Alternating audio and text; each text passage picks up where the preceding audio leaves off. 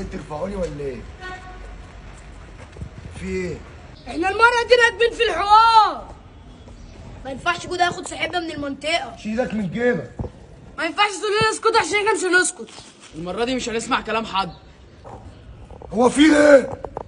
ما تتكلموا بأدب. انا مش فاهم منكم حاجة.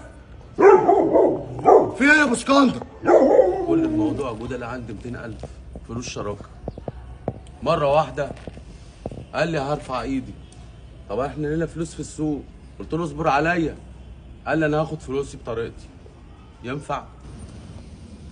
عمل ايه جودة؟ خطف ابني. ما يمكن واخده بيلعب مع